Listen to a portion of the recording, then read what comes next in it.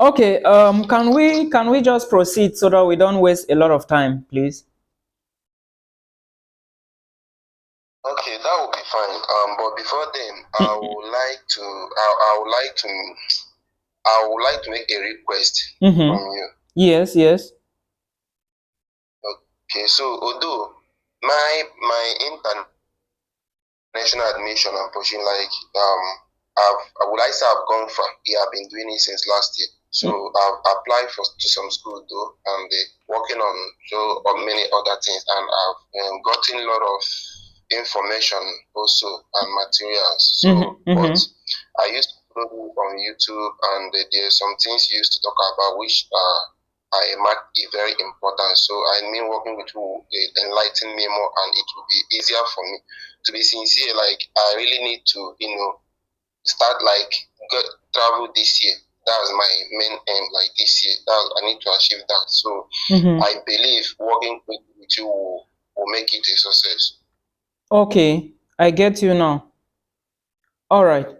I think for the issue of working with me, we can talk about that after we finish this video. Again, let me draw your attention to something.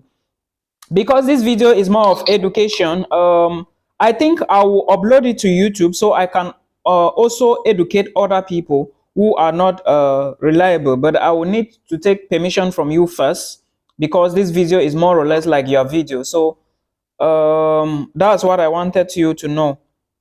And again, if there is something you say inside the video, please just let me know if you don't want it to be out there. All right. And things like things that are private to you, of course, when I'm editing, I will remove them outside, because those are things that are private. I always like to keep that very private. You understand? Yeah, yes, I understand. Yes. So we can just go ahead. Then after we finish, I will drop a voice note to you, because like I said, I'm so busy. Seriously. I will drop a voice note to you. It's not a big deal. We will see what we will do about that, but I will drop a voice note to you. Don't worry about that one. Okay, no problem. So, to start with, there's a school I applied though in Michigan Technological University. Okay, Michigan Tech. USA. Yeah, but I wasn't offered admission. So I was even trying to know why. They were telling me that it's very competitive. So is how they select their people they will give the candidates for the admission. So I have to pipe down and start looking into other ones. Wait, they already gave you a decision? Yes, they are giving me a decision. They say no admission, like they regret that yeah, they didn't admit you. That's Michigan Tech. Okay, now let me ask you, did you apply for bachelor's, master's, or PhD? It's master's. Okay, you applied for master's. When did you apply? I did that last 2 months, that kind November. Early November, ending October. So they gave me reply November ending, that kind 16, 17. But it's too early. So it's too early. Why? It's too early for. Is it that the application, but they don't even have an application deadline? Michigan Tech is on rolling basis. Yeah, it's on rolling basis, but I don't really know why. And what again I did, I went to their site again also, and I now decided to apply again. There's one called, because first I applied for cybersecurity.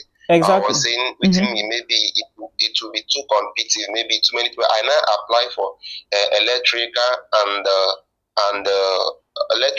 the computer engineering. So some days back, let me say last week, they replied me again that I was not able to after all careful review of your application by the graduate committee for the electrical and computer engineering master's program, we regret to inform you that we are unable to admit you as a student for 2023. Okay. So 2 times now I was like, where is the problem coming from? Is it my GP or Wait, my okay, now, SOP? yeah, let's try to figure out something. Let me see if I can trace the problem. You submitted an SOP, right? Yes, I did. Okay, what about recommendation letters? Reference letters? I did. I Okay, did three. what? Oh, okay, Letters. okay. What about your CGPA? My CGPA How? was very, very okay. Okay. Hello, Prince. Your CGPA was okay. Anyways, it's fine. I will take that information later. It's not going to come here. Okay. It shows that there is one thing I want to tell you again. Look, first of all, Michigan Tech University was free application. Are you aware? Yes, I saw that on their website. Exactly, which means that you are not paying an application fee. And there is this thing that most of these schools do when they are not paying, when it's free application. First again, US universities are very competitive. All right. Now, if you are applying to US schools, you have to first of all apply very early. And again, remember that that is graduate school. They are looking for people who can do research. They are looking for people who can bring in something into the school. They are looking for people who are active. They don't just want people who are intelligent. They want people who are intelligent and smart. You understand? Yes. So they are not only looking at that CGPA. Your CGPA you may have maybe 3.5 and above, and you still not get admissions if your SOP is poor. I remember Michigan Tech University, they asked for an SOP. Am I correct? Yes. Then statement of purpose. A statement of purpose. Statement of purpose, that is the first thing, and a personal statement. Yes. And one thing people fail to do is that they fail to understand that personal statement and statement of purpose are two different things. When you are applying for graduate school, personal statement is something that do with your life personally. For example, while you were growing up in your village maybe in northern Nigeria, you never knew anything like maybe something is called a rock, or maybe there was something called maybe a machine. But as soon as you grew up and you went to university, you realized that people were using phones. And when you wanted to find out more about that, you noticed that those phones had some particular things related to the computer inside. You understand? I'm just trying to quote an example of something. You got me? Yes. That is an then you decided now that since you noticed that there were things inside the phone that was related to the computer, you decided now that you had to find out more about that, and that was where your interest grew up in computer engineering. And that is the reason why you want to learn more about computer engineering, so that you can know many things or most of the things found inside a computer and probably a cell phone. You understand? Yes. Now, this is a personal statement. You understand? Yes. In case a university asks you to provide a personal statement and a statement of purpose, this is your personal statement. Something related like this or something linked to this. Yes. Now, the other one is statement of purpose, right? Statement of purpose, now you talk more about your school. You talk more about, you are getting me, right? Yes, I'm with you. Excellent. Statement of purpose, now you talk more about your education, right? First of all, what did you have? What have you achieved? I have a BSc in this. Paragraph 1, you elaborate and you go. Paragraph 2, what did you do? I have done this. Did you do research? I've done this. Finish. Next paragraph. Have you worked somewhere? I work in this place. I have this. I have this experience. I have voluntary activities. I have internship experience. I have working experience. I've worked in this place. These experiences help me to get this. You understand? That is paragraph 3. The third paragraph now. I decided to apply for this, and I found this program interesting because when I went for further research on the school website, I noticed that Professor this, who have written a paper called this, I read his paper and it was interesting, and I would like to work with this professor because he has something that is linked to my research interest. And equally, I can also work with Professor this, because Professor this wrote this paper which I read, and I noticed that the paper have this in it, and I think that because of my background, I can equally work with Professor this. That is paragraph 4. Paragraph 5, I wish my application be considered because of this, and I equally noticed that the motto of the school is this. This professor was promoted in this by this. You understand? You mentioned things that happen within that school. You mentioned the motto. You can even mention the motto of the school in the last paragraph. And I look forward to see you. That is your statement of purpose. Now, it depends on the number of words given to you. You will now break it down and know what to put inside. Yes. Yes. What you just explained, like my statement of purpose and personal statement was related to that. Like I will still send them to you for you to look at. Like I try to channel it to those areas you talked about, because I personally did a lot of research. Yes, immediately you said you applied to Michigan. I knew that you have done a lot of research. I immediately knew that. I knew that. Yeah. Okay, so now you tailored everything, and I remember it looks like Michigan, they have a word limit, and you cannot submit. Can you submit hard copies? No, I don't think so. You have to copy everything from Microsoft and you paste them inside, right? Am I correct? Yes, exactly, and they have word limits. Word limits, yeah. If you copy more words, the remaining sections will not enter. Yes, because this made me to start afresh to rewrite my statement of purpose, including personal statement, because I realized that when submitting them, I was trying to copy it and paste. So I noticed that not all of them entered the way they give exactly it. So I now try to cut off some things so that it will fit in the number of words they requested for. Yeah, that's the problem with universities. Another issue is that is the problem with universities that have free application. In fact, sometimes it's not even good. I don't even advise students to apply to universities that are saying that they are free application, because it is damn competitive. It is so competitive. So competitive. And look at it, the maximum they can take, I think maximum they can take for a master's degree program is maybe 25, 30 per program, maximum. Yes, master's, PhD, I think PhD maximum should be 5 or 6. Yes. So that's what I know. It's very competitive. That's why it's always good to apply to universities that have more requirements and are asking for application fee. Okay, there is one guy who is applying to Purdue University. You should have come across Purdue University if you are actually applying for schools in US. You know Purdue University? Exactly. It's like I saw something like this, but I don't think I applied. Purdue, maybe I was still working. No, I didn't apply to that school, but I'm trying to remember if I've come across it. Yes, Purdue is a very good school. It's also a science school.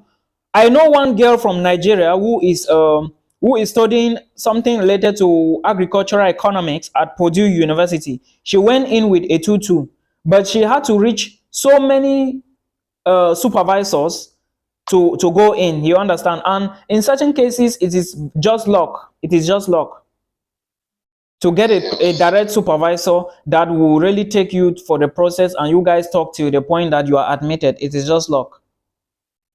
It's not everybody that gets that. It's true. Sometimes they just bring all those files on the admissions table, then they decide who they are selecting. They put everything together. Reference letters, motivation letters, CVs, then they decide on who they are taking. Because like I told you, they don't take only somebody. They don't take only people that have higher GPAs. You may have a high GPA, but if they see that you don't have a lot of experience, they may not take you. You understand? Yeah. If they see that you don't research experience. Sorry?